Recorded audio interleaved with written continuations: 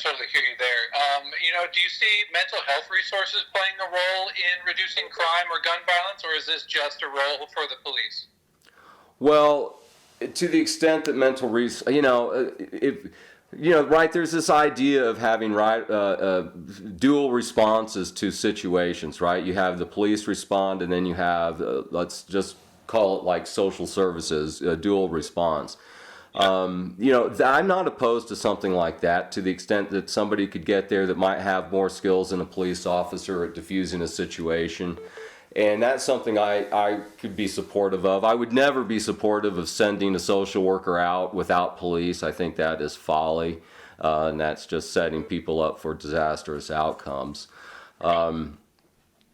Mental illness is a real thing. I've already described the situation with my sister, which is an extreme example, and there's all different scales of that.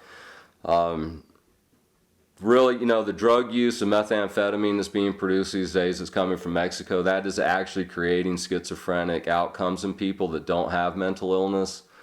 So if we can, get after the drug issue, the hard drugs, right? I mean, methamphetamine, fentanyl,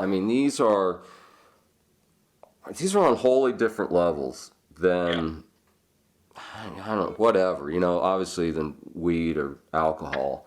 And it's just something that we can't have and we can't allow. And I really want to see us go after that in a more aggressive way in our city. I've witnessed people smoking fentanyl along our main street with my own eyes. I've seen people smoking methamphetamine and fentanyl, groups of young men gathered in bus stops, We cannot have this. We cannot allow this in our neighborhoods, in our city, if we want to have the city that we want.